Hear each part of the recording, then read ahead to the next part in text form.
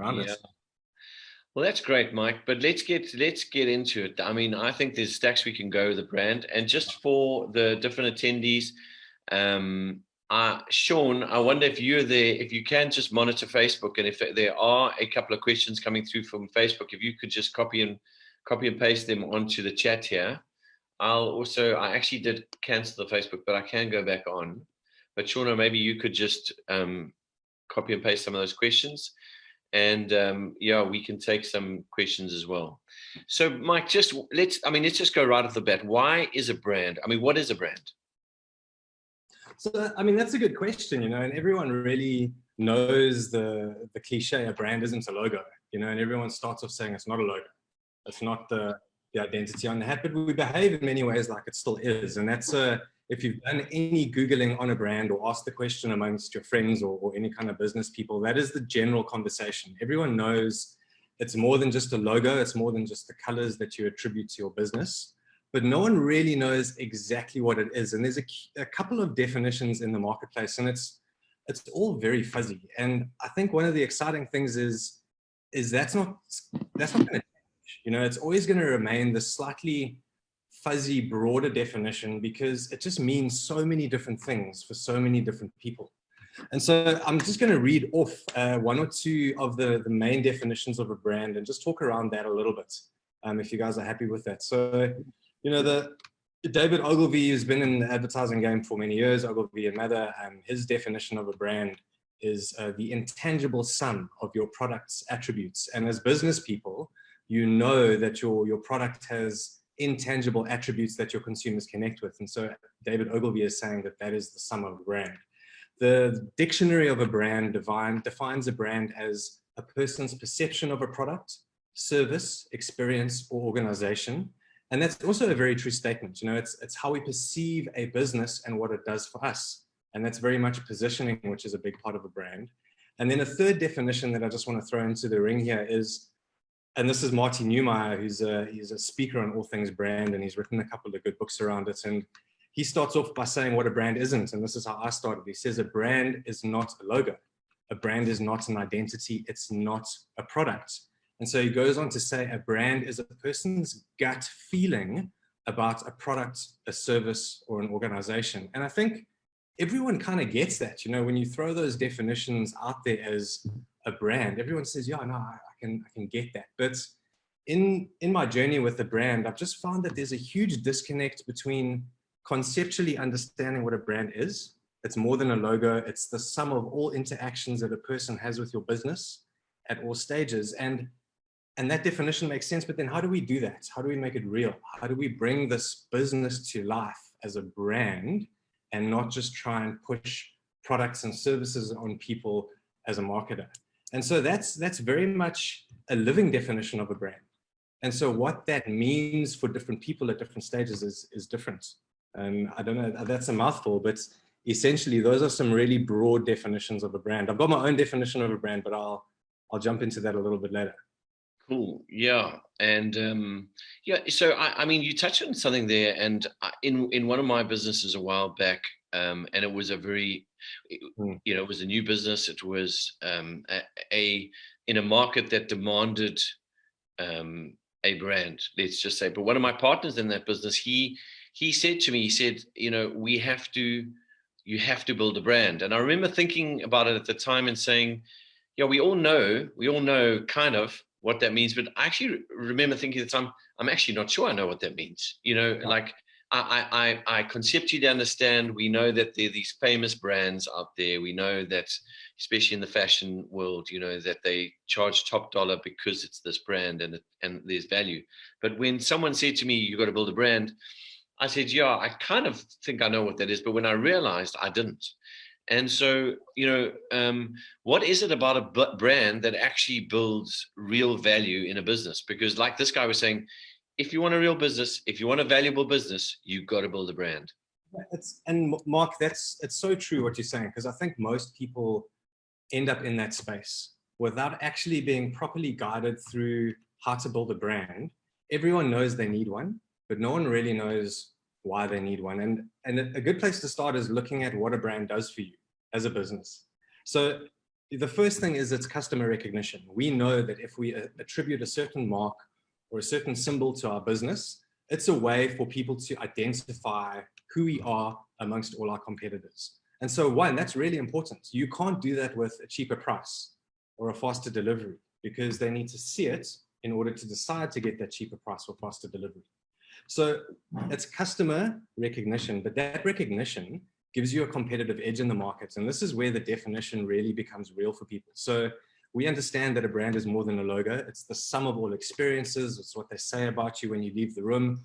All of those definitions are true because they help you get a competitive edge in the market and be recognized beyond what your competitors offer to your market. And so it allows you to hold a space in your consumers' minds that is so much more meaningful to them than your competitors. And for me, that is essentially the role of the brand. It is becoming the best friend for your customer or to your customer in the value or service that you deliver them.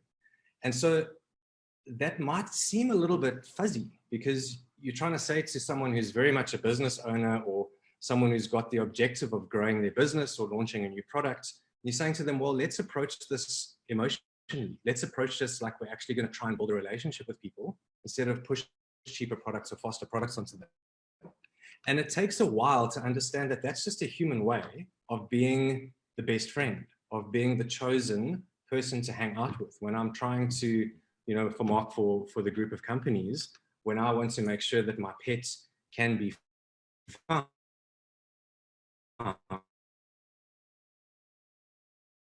I will choose the market. So very much a Mike, human way to connect. Mike, sorry, just say that again. Your internet connection went a bit fuzzy there. So just say that the last 10 seconds. No, I think the Lord is probably with us, and I probably was rambling on there a little bit. So he intervened. But really, the role of a brand is to help you build a relationship with your customers better than your competitors. And we often think that that's got to do with marketing. And so people who are in a business, they run a business, they are in charge of a department of growing a business, jump immediately to marketing. And marketing in our minds is Facebook, and it's Google AdWords, and it's brochures, and it's logos and colors. But those are all tools that we use to build a relationship. They are not the relationship. Working our brand is how do we define what this relationship is going to look like? And that becomes your sustainable investment into your business. If you're competing with your customers, and I'm touching on a couple of points here, but this is really answering the question, why is a brand so important to a business?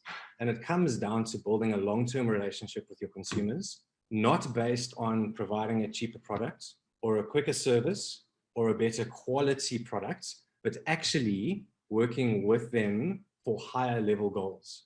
And so they don't base their choices on how cheap you're giving the product to them. They base their choices on how well they connect with you as a human organization.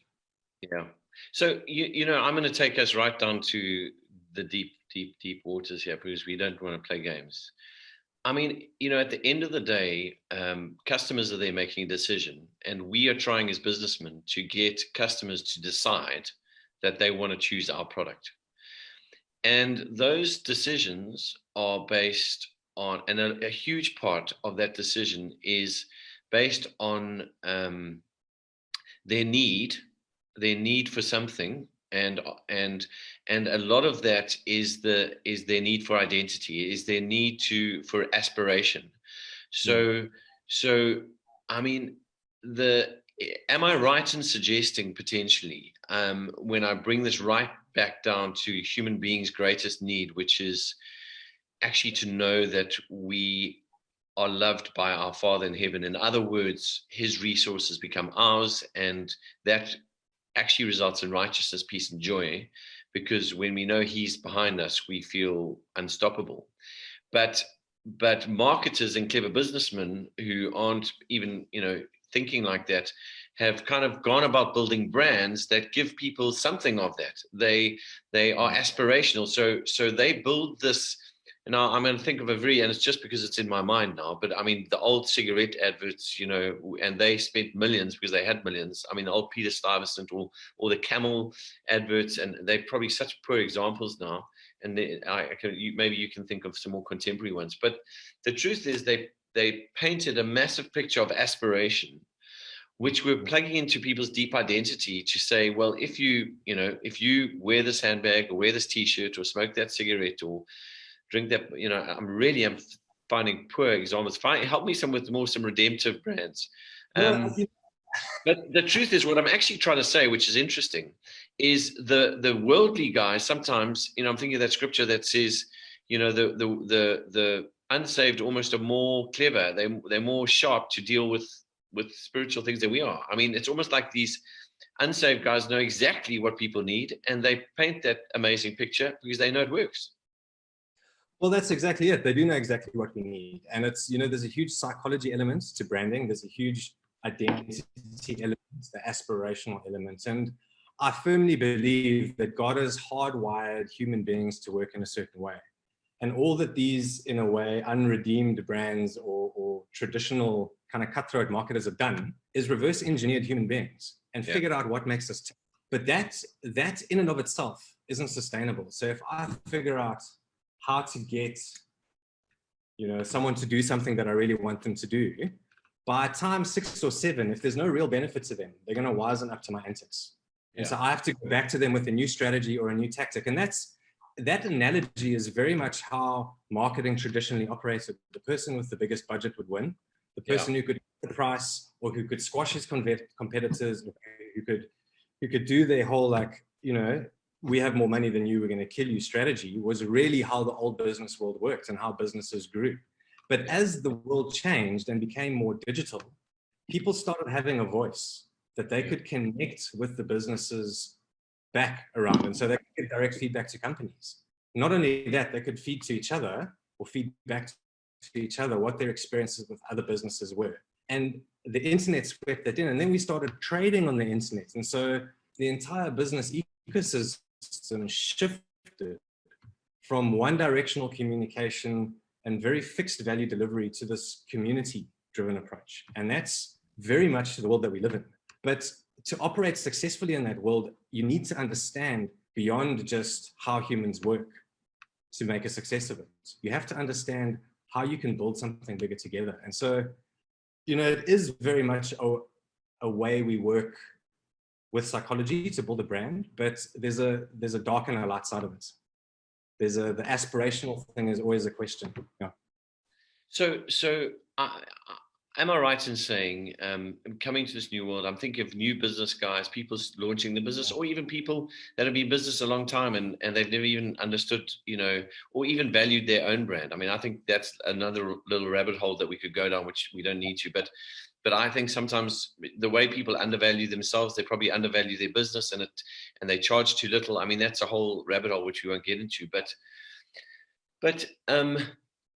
how do you go about it seems like it's a customer's world at the moment, because there is just so much information available. And in other words, then branding, I would suggest, even becomes more important now. But not only more important, but also how we do it and how we really engage with communities now that have access to so much information. And I think we touched a little bit on this with Sean last time. But how does a company go about building a brand in this new age, given the fact that, as it's a customer's market? I mean, it's a customer's world. It's a buyer's market. They've got options. Yeah, well, that's exactly it. It is a new age, and I often think we don't really understand what this new age is. So we think that it's this digitally connected world, and all we have to do to be successful in it is bring the old way of doing things onto the new platforms. So I just bring my old marketing strategies onto Facebook, and then I can be successful in the new world. But what we fail to understand is people's behavior has changed significantly in this new world. And the focus is not on the promotion that I can get. And so, it really is about understanding your consumer, because if you don't address real needs for your customer, they will go somewhere else. We are in a consumer first world. The consumer is empowered. And so the term for it is omni-channel. We're in an omni-channel market. And so the journey of how markets have developed went from single channel kind of communication, where a brand would run an advertising campaign in a newspaper or on a TV, and it would just be one directional communication to multi-channel. As the world grew and more channels appeared, people would communicate across various channels along a bigger strategy. But that was a linear journey. And so if a potential customer responded to a call to action or an advert in a newspaper, or they responded to a call to action on the radio, the person who picked up the phone knew exactly at what stage that customer was at on their journey, because they had mapped out a 6-month multi-pronged communication strategy that led someone very clearly down a marketing funnel into a sales journey. And so then the salesperson would close the deal. Now, we're not allowed to do that anymore, because the consumer isn't allowing themselves to be led. The consumer is more educated than they used to be. And so they often do a lot of research up front. And the line between marketing and sales has become blurred. And so the consumer will phone at any point in their journey and demand any amount of information and make a decision to buy a product or a service on the spot. And that's something that brands are not prepared for. And the way to be prepared for that brand is to really just know thyself. You've really got to understand who you are as a living, breathing organization and what value you offer to a very real person beyond a cheaper price at any point in the journey, to be able to handle that connection well, because that's potentially a connection you have at any stage of any journey. It's a mouthful. I don't know if that does make sense, Mark. So I'm going to stop you there, because you just said something which I think is massive, and I want to jump on it. There's a great preacher, I don't know who it was, who once said, and maybe it was a book I read, but I've certainly quoted it from the pulpit, but the measure to which you know yourself is the measure to which you know God. So there's this incredible, what is the word to describe it? It's a very powerful revelation and a very powerful state of being when you become self-aware. And I mean, even Paul speaks about your ability to, don't consider yourself too highly. In other words, know yourself, know what you are. But what you're saying is it's so important for a business to know themselves. Now I'm looking at some of the guys that are jumping on here.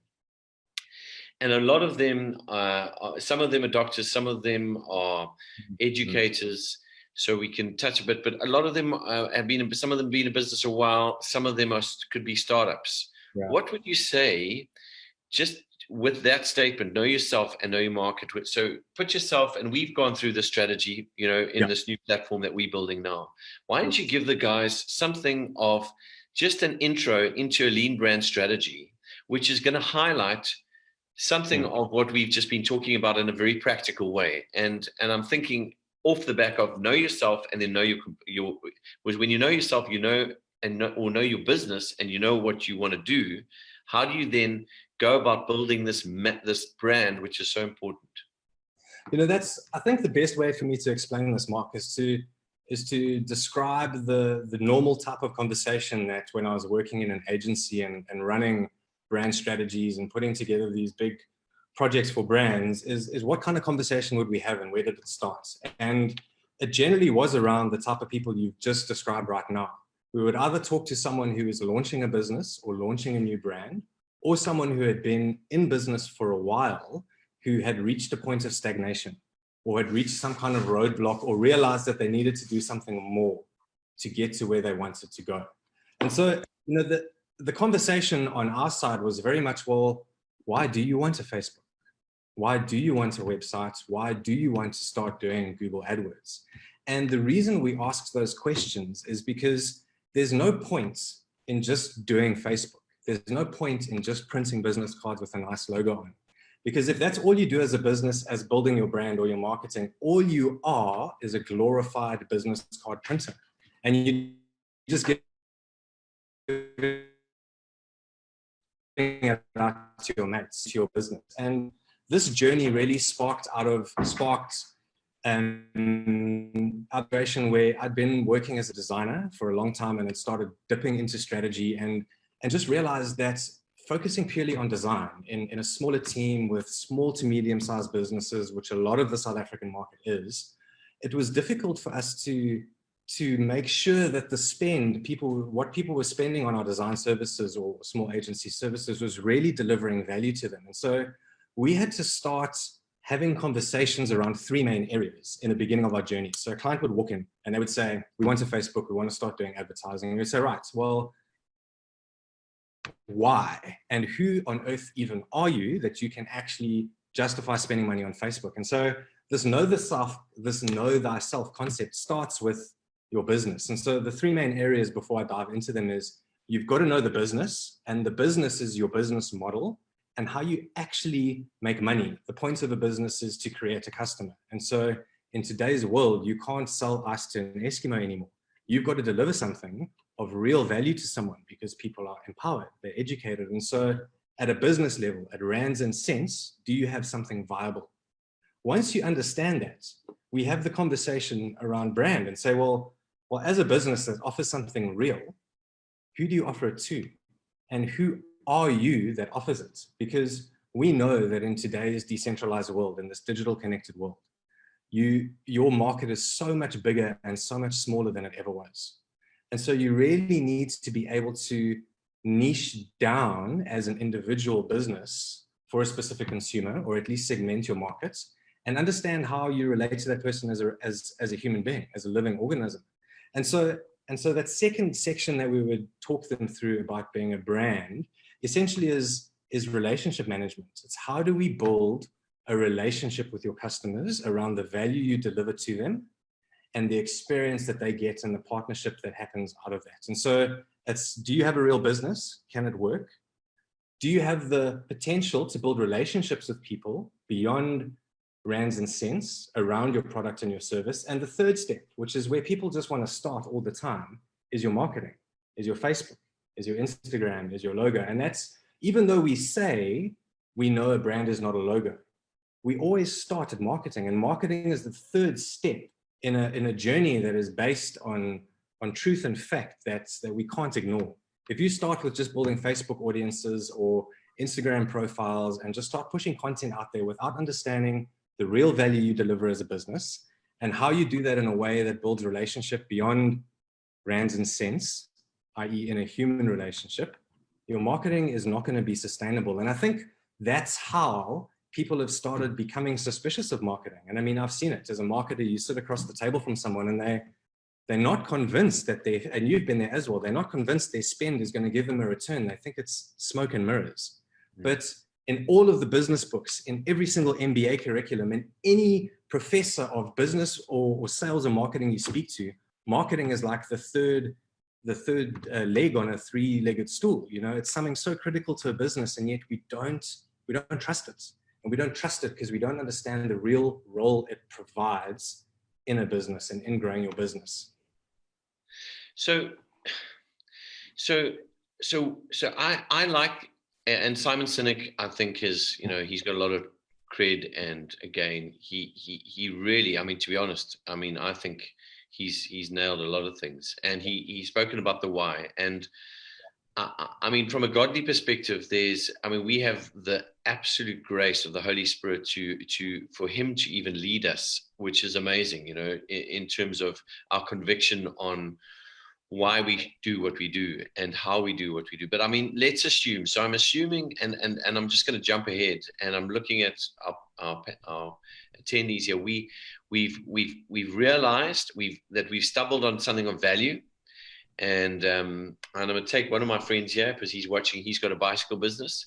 He teaches young kids how to ride bikes. It works, bro. I mean, he's got they love him, and and he needs to scale it. Okay, so we're assuming you've got a great idea and it can make money. How then do we grow it from a brand perspective? What's our next steps? We've got a great why. We've got some great values. We know who we are. We've got a great mission statement. We're starting to think positioning. We're starting to grow this. What are the next steps? What do you do to start growing your brand? And obviously there's budget, but let's just take budget out of it and just assume that we are going to have some kind of cash to grow. Well, I think a different way to look at it is, what is the end result that you want? You know, so if you want to scale, how do you want to scale?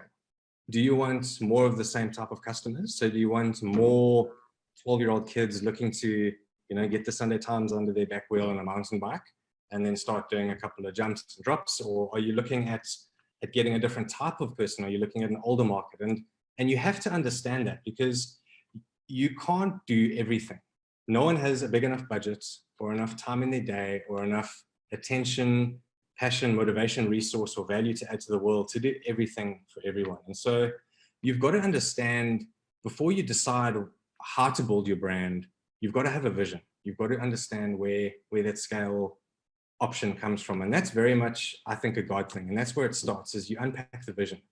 And a lot of people have a very prescribed process for building a brand. And so this analogy of a lean brand has come out. And if you guys are familiar with the lean methodology or the agile methodology, agile and Scrum are very tech software focused. Lean comes out of Toyota processing, but it's all really just about being efficient with what you do and wasting less. And people think that often means cheap and fast, and it doesn't. It just means efficient. And so when you want to build a brand, your mate's name has got the bicycle business. Yeah. Sorry, I'm just swatting a mosquito there. I'm not telling you to stop. No, but what's your mate's name? Ian. Ian. So if Ian wants to build a brand and he wants to do it lean, you've got to say, well, Ian, what is the minimum if we're going to do this lean, efficient, less waste? What is the minimum viable relationship, if brand is a relationship, that you can build with your new market if you want to scale? And so all that does is it forces you to make a responsible choice. And so building a brand in that space doesn't become a 6-month multi-pronged campaign with 3,000 business cards and 500 flyers and Facebook and outreach and inbound and blogs and all this tech terminology that if you Google, you'll get overwhelmed with. It just means, what is the quickest thing and the smartest thing that I can do to connect with my customers in an authentic, real way, and not just try and sell them something. And that in its essence is building a brand. And so the areas within your organization that you have to look at are practical. If you understand your business, it just says, well, who are we as a business? And so the real things are, it is your purpose statement. It's who are we? Why do we exist? What do we offer? What do we believe in? What are our values? And so that toolkit has a whole bunch of things in it.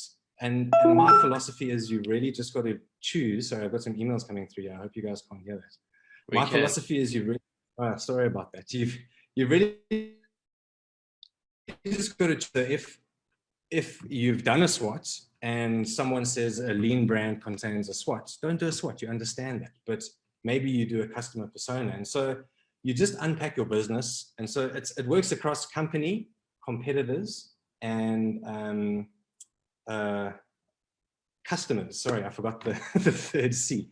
So it's company, competitors, and customers. And so your lean brand really is, who am I as a business? Who are my competitors and how do I position against them? And who are my customers and how do I talk to them? And so that essentially is your lean brand framework. And all you do in that space is say, well, what is the smallest amount or the least I need to do to connect with real customers positioned against my competitors, and how much is it going to cost? And budget is a very real question to it, Mark. We can't discount budget. We don't, unfortunately, live in a perfect world. And, one of the toughest spaces to navigate as a marketer is a trusted spend. How do I know or trust that my spend is going to give me a return on investment? And approaching it lean, approaching it from a human brand first way, makes it real. It keeps it practical. It links it to real business goals. Building a brand is not printing business cards. It's communicating and delivering value to your customers practically. So you've touched on a few things there. The two words that have been coming through all over the world, is authenticity and connectedness. Yeah. So let's assume, and I hope he doesn't mind, we'll continue with the bicycle illustration for now, that he's got a good idea and he's got an authentic relationship with his kind of customer. How do you build on that? What are some of the tools to really build into that, and to grow that and scale that? So I'm just trying to, and this applies to any of us. So maybe before we go there, just speak about identifying customers. We've done some work on archetypes and just really knowing your customers and taking yourself through a process where you again ask yourself, because I think, again, we assume we know our customers. Like, Yeah. we've gone through this. You ask me who my customers are, I'm assuming I know them. And then until, but I think in business, we make a lot of, what's the word? We make a lot of assumptions. And what business plans are good at, what a lean brand strategy, where you ask some big questions around archetypes and various things around personalities, does, is it makes us think, it makes us ask some real questions about, do we really know our customers? Yeah.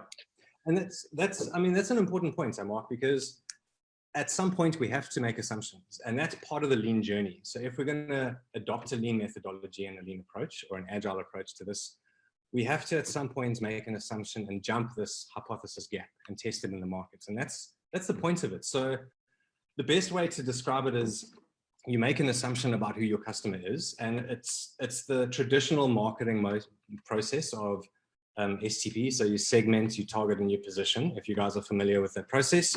But it really just is, who are my customers? Where are they? What do they believe in? What are their buying habits? Why are they buying from me? And all that kind of stuff. And so to unpack that about your customer makes you ask very real questions. Whereas we assume that because we chat to our customers fairly often and we customer service, we're just really good at delivering our products and services. We don't always know why they're buying from us. And one of the questions I didn't clearly answer earlier was the Simon Sinek's start with why thing. And this might be a good time to link it in, because Simon Sinek really has come across like the holy grail of what I believe the heart of brand is. And it's this inside out, purpose-driven approach. And as Christians, I think this is really important, because this is fundamental to our identity. And, if we really believe that businesses have the opportunity to create value, like real value in this world, and not just sell us to Eskimos, and brands are a way for us to do that in an authentic, human way that just keeps us real and accountable, and marketing is just the act of communicating it, then we have to really understand what that value is. And so to do that, I have to understand what my customer needs and what they want in this world. Why are they buying from me? And Henry Ford said that if I asked my customers what they would have said they wanted a foster horse. The world has changed a little bit these days, and people know a little bit more about what they want. But to look at your customer from the outside and say, how do we not just talk to them differently, but how do we actually make a real difference to them, is the best place to start. And that's slap bang in the middle of your business model, isn't it? Because that addresses, well, is the product I'm offering at its very core valuable? And if it's not,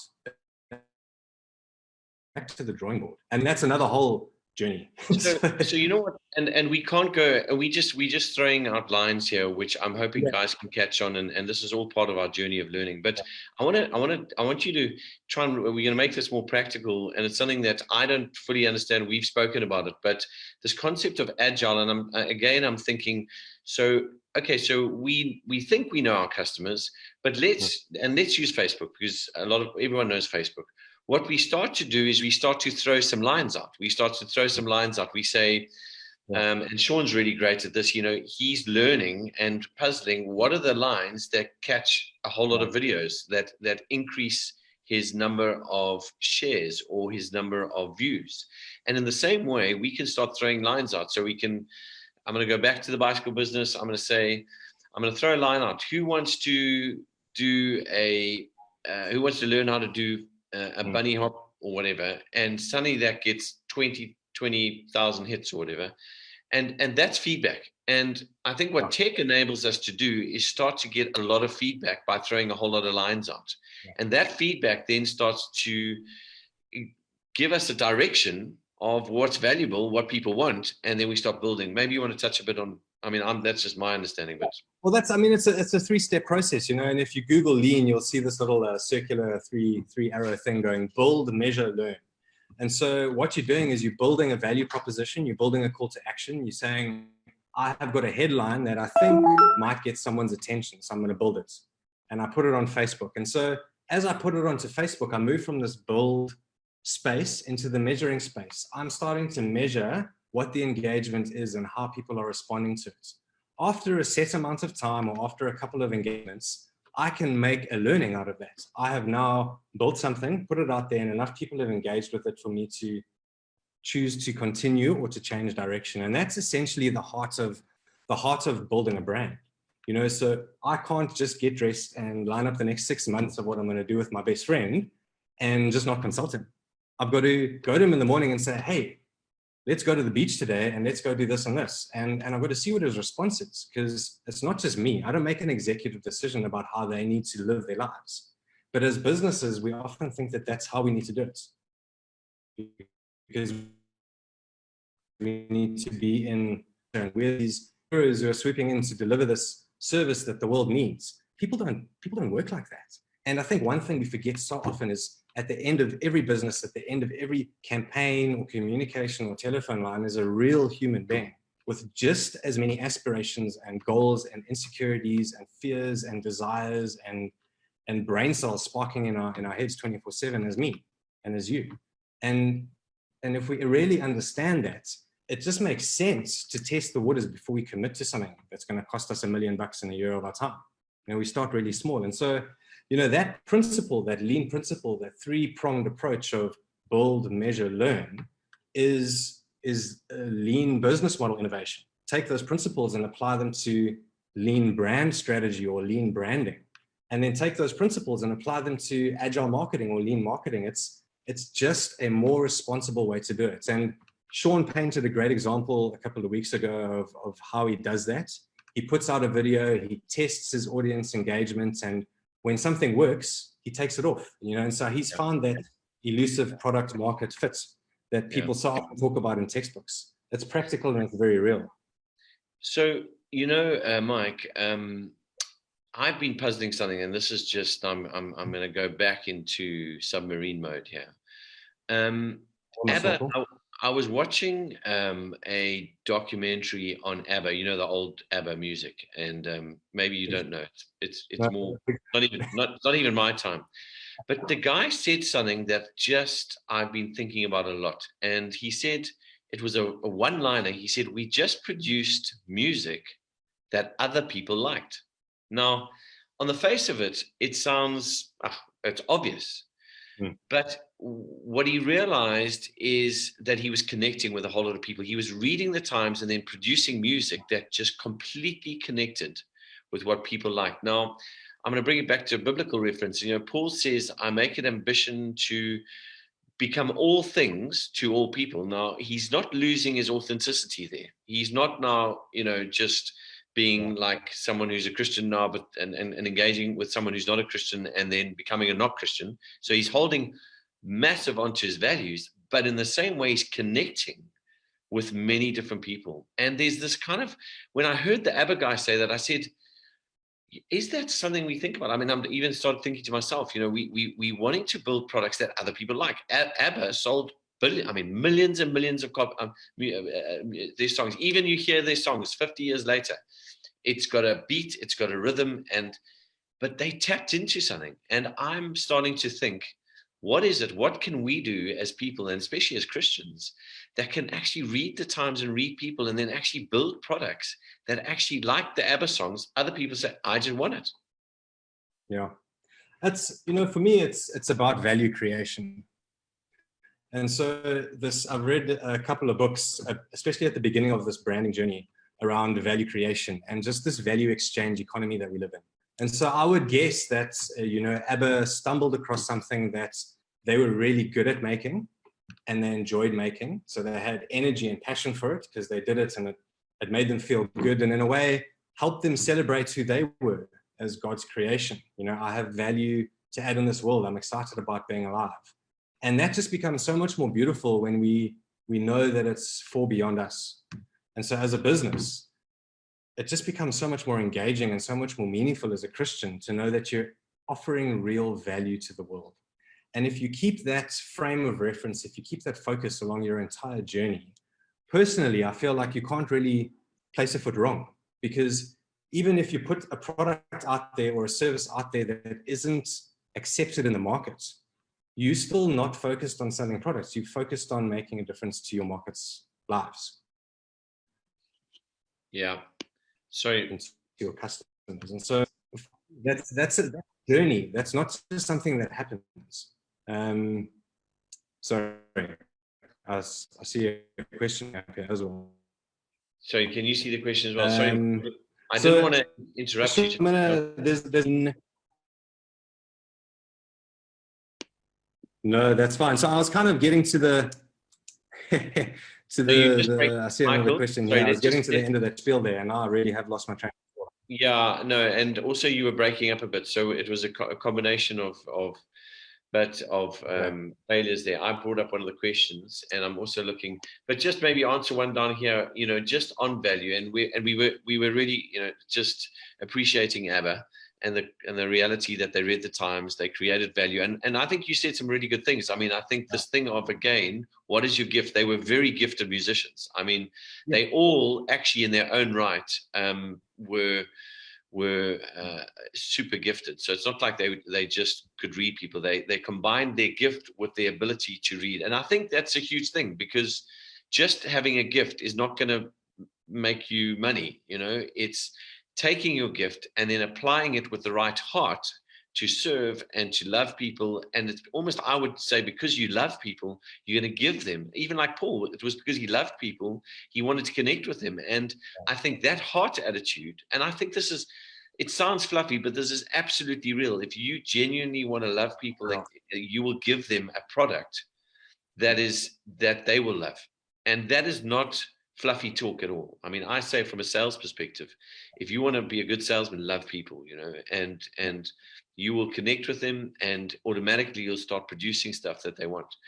But just here, Mike, what's a good value? Have you got any suggestions in terms of building value? Is there a good book that you can suggest? So I think the best book that I've read on branding as an introduction to branding, how to do it in this new world of branding, and it's a lot of what I've spoken about tonight. It's called The Entrepreneur's Guide to Lean Branding by a guy called Jeremiah Gardner. Now, I very much ascribe to his definition of a brand as a relationship. And his book is all about shifting your perspective of what a brand is from an expense and a one-directional communication to a relationship. And he's got a really nice framework that he works in to help you as a business owner, as an entrepreneur, which is who the book is geared towards, really make your brand practical and become alive in a lean framework that allows you to make small experiments and small investments to really test whether or not you can grow as a business. And so I think it is a brilliant book.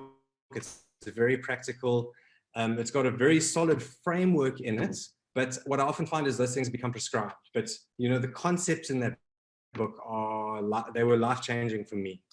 I'll try and find the title on Amazon and post the link in the comments. Will you post it? I was just going to write it. I did write Jeremiah Gardner, but I didn't find his. Maybe you could just post that in the comments there so the guys can grab onto it.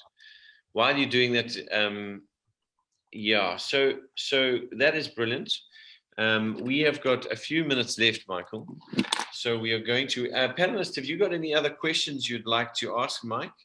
As I've got a few more. Yeah, you know, I think you've answered some of these. I'm just kind of jumping onto some of the questions I'd kind of prepared. Maybe you can. I think.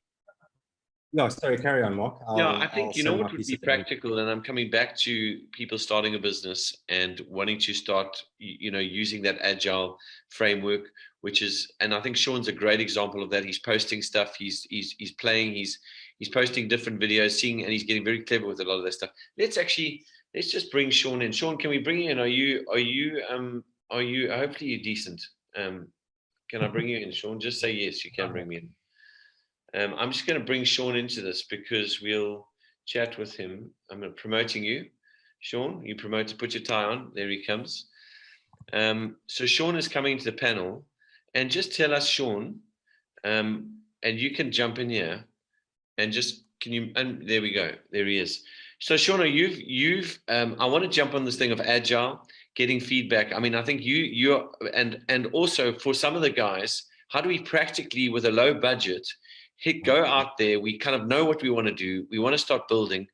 We want to start getting feedback from the customers. Yeah, Sean, why don't you share some of the things you've been doing even on some of your videos. It's really practical kind of stuff that the guys can learn from. Yeah, so and welcome to the panel, man. Yeah, thanks, man. And Mark, that was outstanding. I think a lot of the stuff was absolutely brilliant. I think the first thing, like I always ask is okay, or how do you make your brand stand out? So I see my brand as a person. So my brand is a person. He is a certain way, like Nando's is a funny person. And what ends up happening is a lot of people start copying and maiming and creating fake Nando's adverts when things happen, because he's this like naughty character. And for me, I had to ask the question, especially around Trailshed, and maybe that's what you're talking about. I know I've got some other little projects, but Trailshed, I was like, what's going to make a person want to buy from me rather than the 100 other stores that are out there? I mean, they can go to the pavilion and they've got options coming out the ears and buy the same brands that I'm stocking. Firstly, I'm not going to stock anything I wouldn't use, and that's where that thing of integrity comes in. So the brands that I'm stocking, I'm never ever going to stock below par stuff, even though I can make lots of money on those things and I can move them really quickly. And if I am going to stock them, when I'm speaking to a specific customer, I'm going to be telling them, hey, listen, this is only if you're entering and you're going to run maybe 1 or 2 times, you can use this thing, but otherwise go for something amazing. Then what I did on the video, so what I did is I tried to create a person that everyone would want to get advice from. So what that meant for me is putting my body on the line and filming it. So creating, I'm going to run a 100-mile race in under 24 hours. I'm 109 kgs. I'm going to try lose 35 kgs. So that was my narrative that I used. Why? Because people are interested in that. Lots of people want to lose weight. And lots of people have big dreams, but are too scared to do those dreams. So that was also a lot of my narrative was around dream big and you've got this, and you know, don't think that you're insignificant. You know, and that's also what I personally believe about people. So that was the narrative that I sort of got people on, and I created this story. And actually what happened is in that story, I failed. So I didn't lose the 35 kgs. I think I lost 29. And I didn't finish the race. I tore my calf at 20 Ks, but I pushed through halfway, and I created a whole story around it as well. But what that does in the long term, so you get the short-term gains, which are quick little funny videos, but the story and the journey I took people on is when someone wants to buy a shoe brand or whatever, they know I've run 160 Ks. They know I've run 130 kilometers in my garden. They know, so they're phoning me because I'm a person who's gone out there and done it. So it's a mixture of creating content that people want to watch, that they enjoy because they are humans. So it's making my brand a human being with failures, with high moments, with low moments. But in the same time, I'm taking people on a journey of interest. So I'm taking things that everyone wants to know about and everyone wants to, I'm just trying to think of a good example. I can't think of a good example now. You know, Sean, while you're thinking, I do want to just jump on. I mean, you know, the one thing which is, and we're speaking about authenticity and connection, but when you went out there and on the 100-miler, was it the 100-miler you didn't finish, which was the one that you bombed out? Yes, 100 miles. And, you know, there was a sense that, you know, like, because you put yourself out there. I mean, you totally put yourself out there. And I think I was thinking to myself, geez, there are a whole lot of people and there are a whole lot of mates I know that would have thought, no ways, I've created so much pressure for myself. But you know what you did? You created authenticity. You said, we can fail. It's okay. And I tell you what, you know, I look at that now, I think that is the way, that is what people want to hear. I think that's really genuinely connecting with people, you know. So it's interesting. So even that, so that a lot of people watched those videos and was following that whole journey. And when I posted the 24-hour run in my garden, and basically the narrative was, I'm actually only 60 kilometers fit at the moment because I should be doing my long run for comrades, but I'm going to run 24 hours anyway, and whatever. The one person who has been watching the journey actually commented on one of my things, and he says, like, dude, why do you keep doing these, like you're setting yourself up to fail. Yeah. And anyway, I love that. So I was like, oh, that's so cool, because that also is going to inspire me to really push through and finish. So when I finish, what in essence what I'm doing is I'm making a believer also out of those guys that might have watched me fail. So they're seeing moments where I've failed, but they're also seeing moments where I've had victory. And how I respond and behave around those failure moments and victory moments is really what tells people what my brand is and who I am as a person and why people would want to come buy from me.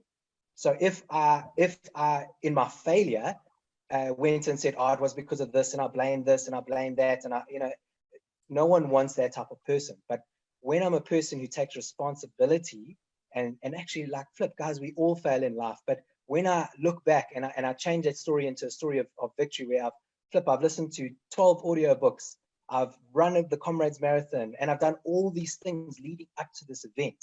That is the success, not necessarily the race that I was going for. So that's really creating a character or a person around your brand, for which then people are going to prescribe to and buy from. So I get lots of people phoning me and asking me advice around gear, not because they like me as a person, not because of me not being able to finish that 100-miler or me being able to run 24 hours in the garden. Yeah, I think that's, I love that. I think it's such a great one-liner. You know, I see a brand as I see a person. I think people can so connect with that. And, you know, I think, again, coming back to Paul and coming back, let's be honest, the greatest brand ever is Jesus. You know, he is the greatest brand. And he said, find your peace in me, find your identity in me. And I think when we start to love people, it's something you said last time, and connect with people in a very real way, we actually valuing them. You know, we then building deep connection, which means that they should buy from you. So Mike, and Shauna, you stay on here, and you can carry on, but I just want to just honor some of these questions. Being a brand's expert, and it'll feed into everything he's saying, and he's asking to Mike, as a customer, how would you choose a service provider? Mike. Well, I think, you know, if Galaxy A5, can you guys hear me? Anonymous. As a customer, to choose a service provider, you at an agency or a branding company to help you, or a group of marketers.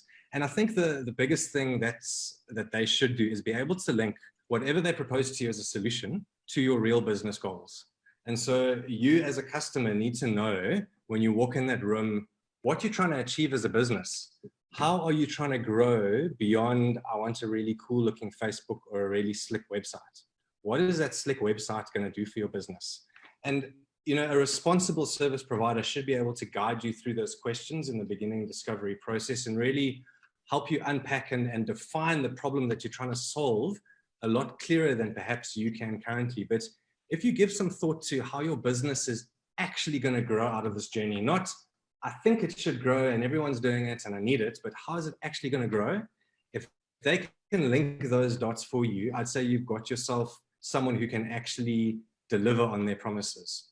If they can't do that, go somewhere else, I would say, because essentially that's why we do branding and why we do marketing. And, you know, I believe inherently that that's the agency model in the marketing industry has become a broken place. And I think there's a lot of just inefficient processes, and the agency loses out, and the business who's paying them a lot of money every month loses out, and the customer loses out.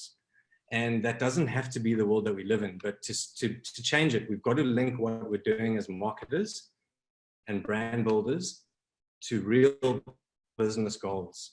And with Sean, what you were saying is a brilliant example, because you have to think of your brand as a person. And you know, Jeremiah Gardner's, the link to the book that I posted, talks about building a brand like a relationship. And so if you look at your brand as a person, it's what is that person has with the people that it connects with and serves. And that's essentially a brand. It's how do you define that and how do you live that out? And that's building a brand. And if people can't clearly show you how that's going to work, I would say they are probably a little bit also muggy about, or uncertain about what a brand actually is themselves. Boys, you have done well. Does that We are on 8:29. At Dev. Thanks, Dev. You know what, Shauna, you can have some parting shots here. Where do the guys go from here? We have covered a lot of bases. This is a massive subject. So make it simple for the cross, we've got a great book we can read. What are some one-liners? I love that one-liner of thinking brand as a person. What would be, as parting shots from both of you, what would be the next 3 steps that a person must, what are the action steps that what can they activate from tonight that they, there's lots they can do, but what are the critical things from a lean perspective that they should take into their business from tonight? Mike. So I think, the first thing is, for me, it's always brand as a relationship, and Sean, your analogy is so great. It's think of your brand as a person. And so as a relationship, my parting shot is make that relationship make a difference. Don't just try and be different. Everyone wants to be different when they brand. They want to have a different colored shirt. They want to have the best looking vehicle branding. They want to have the flashiest business cards. That makes a difference for no one but the printer who you've paid a lot of money for that stuff for. Make a difference to your customers. And that relationship as your brand is that vessel of difference making that it happens through. And yeah, I think that's, for me, that's, if you can get that, you will make a success of this eventually. It's a marathon. There's no silver bullet or a quick win, but build a relationship that makes a difference. That's my parting shot. That's a great, good parting shot. I'm going to give you an 8.5 out of 10 for that parting shot. Very, very good. My turn. Your turn. Oh, lovely. I'm scared now. She's not a good one. You know, 8.5. I got to do well here. But I think my parting shot to everyone is this: don't let someone else define what your brand is. You need to define not what your brand is, who your brand is. What does it look like? What does it smell like? How does that person talk? Second one, so you decide who it is. Second point is, when you walk into a room, why do people like you as a person? You know, what is it that you do that people like about you? Do that stuff in your marketing. Be that person. If you are relatable as a brand, and Mark spoke about this a lot earlier, I think it's 100% true. If you are relatable and real, people will buy from you over the big corporates and maybe someone that might have larger ranges than you, because they like you as a person and they want to support you. That's a very good response as well. And I was and I'm not going to score you. It was very, very high. And one of the reasons I'm not going to score you is I tapped out a little bit at the end because my brain was also spinning, and I wanted to also have my parting shot. So I'll put it this way, Sean, I'm going to let you judge my parting shot. But thank you for that. I can see, I'm sure that you can just give Sean a high five there, but it was very good. In fact, you nailed it right when you said a brand as a person. You got 10 out of 10 for that. So you actually just can't even go higher. Guys, one of the things I want to say, and just thinking when both of you are talking, one of the brands that has caught one of the stories and brand stories that's caught my eye recently is that book written by the guy who took Patagonia, that brand, and his name, and so Let My People Go Surfing, and his name is Yvon Chouinard. I can't even say it, but I'm going to just post that there. But what was interesting about this guy is he did exactly what both of you were saying. He built this around the fact that he loved climbing mountains, and he wanted to make sure that people were safer climbing mountains. So he developed incredibly good equipment to climb mountains. And that was the foundation for building a massive brand around products that also his products he built last a lifetime. So he makes clothing that lasts pretty much a lifetime. He charges a good price for it. And he's also got a very strong philosophy around going surfing. So do your work and then go and enjoy life. And I think it's a wonderful picture of a lot of what you guys are saying. Here's a guy that knows himself, knows what he wants, knows what he likes. He went out and built it to actually make people safe by building a huge, brilliant equipment. And look at him, 20 years later, he's got a multi-million rand business. So that's good, boys. Thank you. Let My People Go Surfing is a good book for you guys to read. If any of you want to read a good book. Sean, thank you for jumping onto the panel and for really giving us some gold there. Michael, thank you for your time this evening. It's always been good, and the Lord has led us. I'm going to look at one last question here, which I see on the Q&A. I think, heart is vital, yeah. Good. That was just a comment more than a question. Brilliant. So guys, I hope you aren't too wired and that you're going to get some sleep, because we all need our sleep. We will be we are going to go from a Thursday to Thursday. So I'm not going to do Tuesday. Someone's got their hand up. Okay. Kim's got a hand up. You can just write a message there, Kim, if you want. Oh, that's your message there. Cool.